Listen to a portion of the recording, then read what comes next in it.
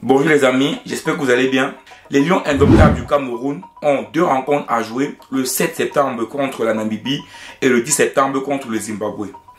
Et donc, le match du 7 septembre qui doit se jouer au Cameroun, actuellement, il y a une discorde brutale entre Samuel Eto'o de l'Africa Foot et Marc Brice et le ministère des Sports. Samuel Eto'o veut que le match se joue à Douala, quand le ministère des Sports et Marc Brice veut que le match se joue à Yaoundé. Là, dans la chaîne Nara TV de Jean Bretagne, il a sorti une lettre que l'Africa Foot a adressée à Vincent Aboubakar. Il suppose que cette lettre a également été adressée à tous les joueurs qui ont été convoqués pour les matchs du 7 et du 10 septembre 2024.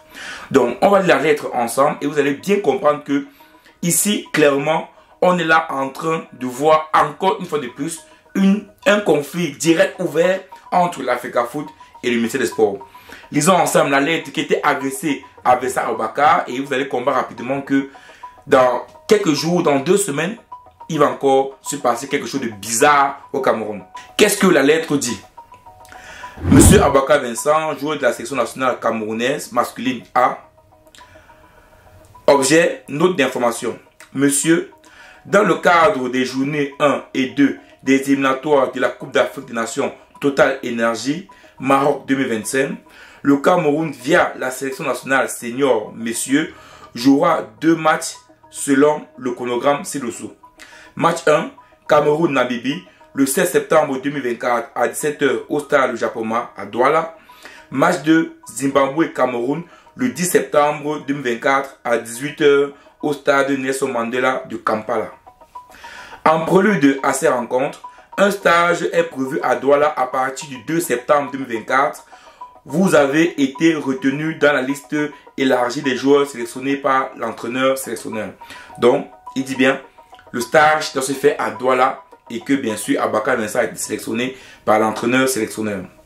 À titre d'information et conformément à l'article 1, alinéa 1, annexe 1 du règlement du statut et du transfert des joueurs de la FIFA, les joueurs convoqués pour représenter leur sélection nationale sont mis exclusivement à la disposition de l'association Africa Foot du pays, unique interlocuteur des instances fêtières FIFA et CAF, de votre club employeur, garante de toute l'organisation relative à la pratique des activités sportives, marketing et communicationnel du joueur pendant sa période de mise à disposition. Donc là, il précise que les joueurs sont mis à disposition par les clubs, par la FIFA, à l'Africa Foot et non au ministère des Sports. Et il continue en disant que, à cet effet, la Fédération camerounaise de football, dans le strict respect du règlement évoqué en son annexe 1, article 3, alinéa 2, prend toutes les dispositions nécessaires, envoi des convocations, achat des billets d'avion, hébergement local, transport local, afin de vous permettre de rejoindre la sélection nationale. Aussi, nous portons à votre connaissance les informations spécifiques ci-après. L'hôtel La Falaise Bonapriso à Douala est le lieu exclusif retenu par la Fédération camerounaise de football et où logera la sélection nationale senior messieurs sur la période allant du 2 au 8 septembre 2024. L'hôtel La Falaise, exclusif. Le stade annexe 1 du stade de la réunification de Douala est le lieu exclusif retenu par la Fédération camerounaise de football pour les entraînements quotidiens de la sélection nationale senior messieurs. Le stade du Japoma du Douala est le lieu exclusif retenu par la Fédération camerounaise de football où se jouera le match Cameroun-Namibie du 7 septembre 2024. La Fédération camerounaise de football se désolidarise de toute collaboration avec des tierces personnes. Il ne précise pas ministère, il dit des tierces personnes non représentatives de l'association. En vous souhaitant bonne réception, veuillez recevoir, monsieur, nos salutations sportives. Copie à qui? Au président de Beşiktaş en Turquie et à la FIFA. Donc, je suppose que pour les autres joueurs, ça sera des copies également à leur club. Donc, là, clairement, je dis bien, là, clairement, l'Africa Foot est en train de dire aux joueurs, c'est nous qui allons préparer les matchs Cameroun-Namibie à Douala au Cameroun. Ce n'est ni une tierce personne, et quand il parle de tierce personne, il parle là de qui? Du ministère des Sports, mais également même du sélectionneur, parce qu'on sait tantôt que Marc Brice veut également que les matchs se jouent à Yaoundé. Est-ce que Marc Brice le veut parce que c'est le ministère qui a décidé comme ça et il suit bêtement le ministère, ou c'est réellement Marc Brice qui veut que le match se joue à Yaoundé? Et donc là, les amis, clairement, on est en train d'aller à une saison 2 du conflit Marc Brice et tout, parce que n'oubliez pas, le conflit saison 1 au niveau du staff technique n'a pas encore été réglé. Donc le premier conflit n'a pas encore été réglé et là on est en train de voir là un second conflit. Et donc les amis, clairement, qu'est-ce qui se passe au Cameroun? Qu'est-ce qui se passe au Cameroun? Aucune instance, c'est-à-dire que ce soit le comité d'arbitrage, que ce soit même au niveau de la présidence de la République, ou même au niveau de la CAF, ou même au niveau de la FIFA, personne n'est capable de résoudre le problème Fecafoot-Minsep.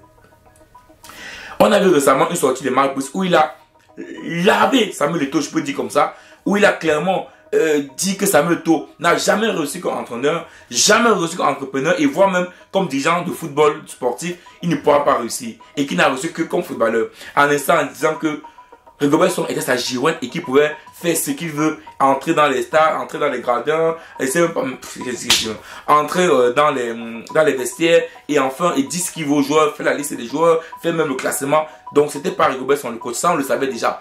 Mais il a encore rappelé ça une fois de plus. Et donc là clairement, qu'est-ce qui se passe? Comment ce problème va se terminer?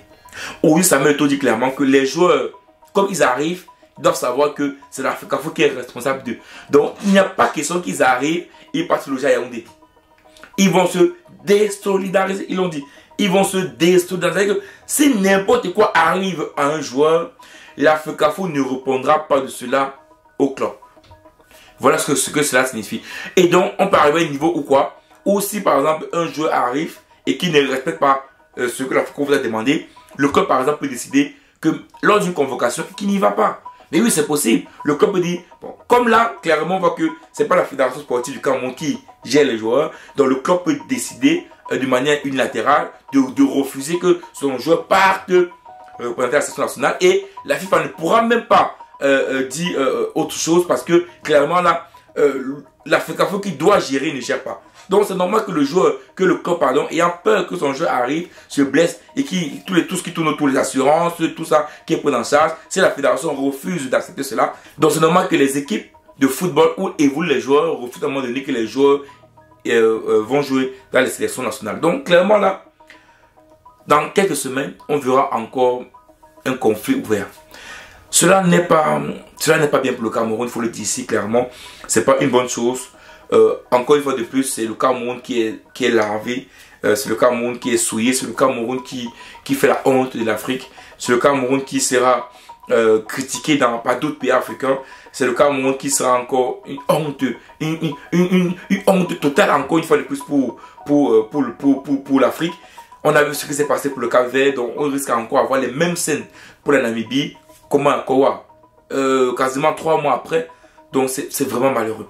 Moi je pense à un moment donné, il faut vraiment que Marc Brice et Samuel Eto'o s'asseyent avec le ministère des Sports bien sûr pour pouvoir résoudre ce problème. Ciao.